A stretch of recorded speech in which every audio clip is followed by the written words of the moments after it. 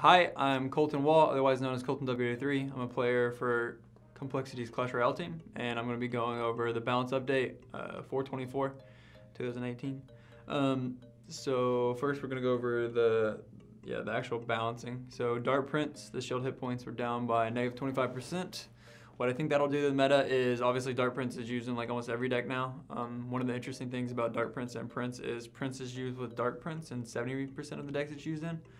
Dart prints has a higher usage rate than prints does, and it's only used in 30% of decks with prints. So prints is much more reliant on dart prints. As a result of this, I think that combo will be kind of broken up more often. Maybe prints will start being used in its own decks more because it's going to be used for its strength. But the shield hit points going down with 25% is the biggest interactions are Mega Minion, and Log will now one-shot the shield off of the dart prints, which is pretty significant because it makes dart prints a lot less vulnerable, or a lot more vulnerable to area spells when it's behind tanks, because you're almost always going to get spell value with either a poison or a lightning or a fireball, so a rocket as well. So I think dart prints will be a lot weaker. I think we'll see him less in beatdown. I think prints will be kind of reserved as the beatdown prints, and I think dart prints will be used more in like bait decks. So moving on, spear goblins are going to be going down by 0.1 on their hit speed. 1.1 to 1.2 are going up one.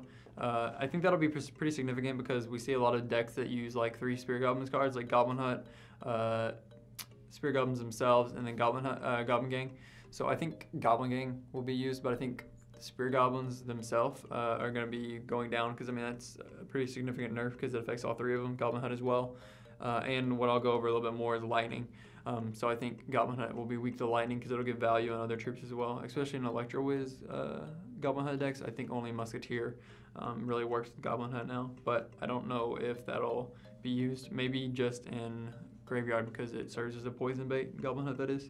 Next up, Barb Barrel from range 6.5 to 7.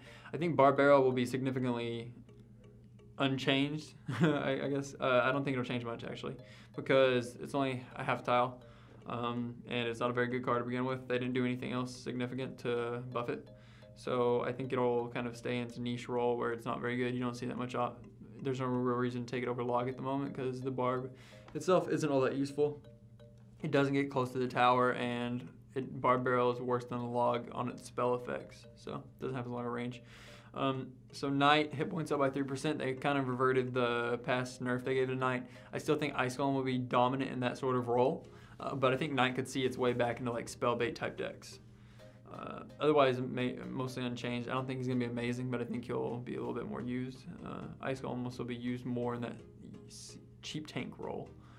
So next up, Dart Goblin, I actually think is huge. So damage plus 3% on a card that has a really fast hit speed, 0.6 hit speed, I believe, is going to be really significant. So I think he'll be used in bait type decks, often in conjunction with Princess and Goblin Gang, potentially with Skeleton Barrel, which I'll go over after this, getting a buff as well. He could be seen in these kind of like Zap Bait and Log Bait decks. I think he's really good with Miners since he's more of a threat than like a Princess card in those type of decks that bait along with Miner, because he's fast and he's actually a tower threat as opposed to Princess being mainly a defensive AoE denier.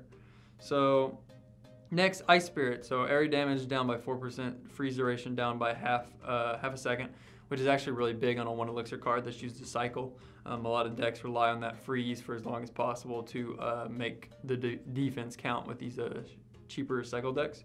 So I think Ice Spirit nerf is really significant. I think this hurts cycle decks as a whole. And I also think in conjunction with the Tornado nerf, Ice Spirit Tornado decks are much, much weaker.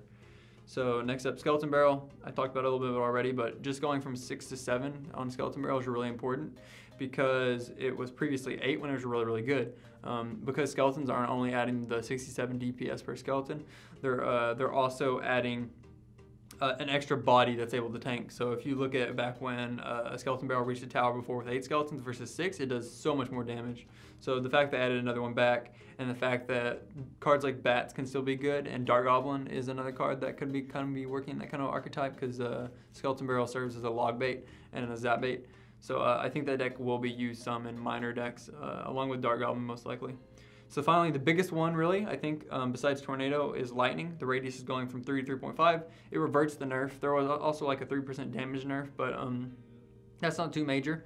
The really nice thing about lightning is it's almost going to completely, well, not necessarily cool, but it's going to completely shut out Hunter from the meta because it kills Hunter and it also kills Magic Archer. So I think both those cards they were already kind of only on the fringe of being used. So I think those cards will be shut out by lightning because I think it's going to be really popular in Hog, Golem, Lava Hound, and Giant. So those decks are going to use lightning and be really effective. So especially with Hog, just because Hog, there's not really a building placement that isn't just extremely bad that can be attacked by troops that avoids lightning. So that's going to be a really good combination, potentially with like the new Dark Goblin. So Tornado duration down by half a second, which is really big. Also, the damage per second is up by 21%, but overall the damage is down by 3% because that duration nerf. This means it'll now one-shot skeletons. It'll no longer activate King Tower on Graveyard, buff to Graveyard. It's not that good for Tornado because it only lasts for 2 seconds, as opposed, I mean, it's pretty much the same as a Log, but for 1 elixir. Think of that's the interaction.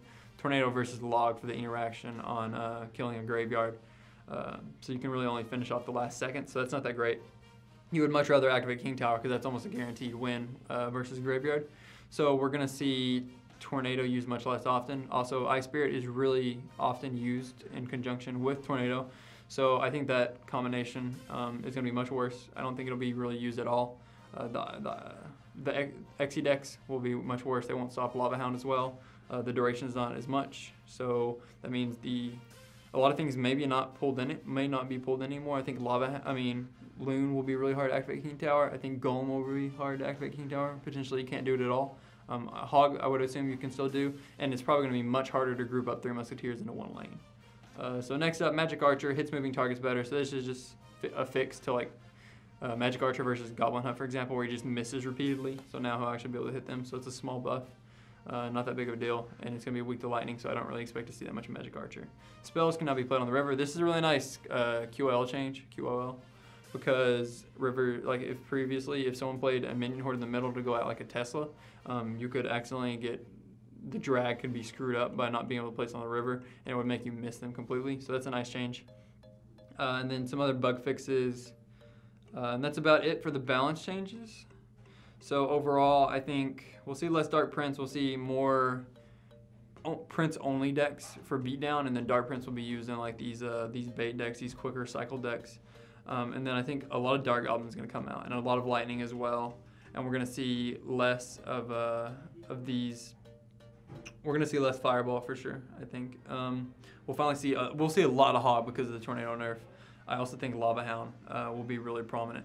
So I guess moving on, Clash Royale at the time of this recording has announced that Clan Wars and everything, and I will say I'm kind of disappointed because if the things they said in Discord are true, because we had like a Q&A, so it hasn't come out yet, so this is just predictions.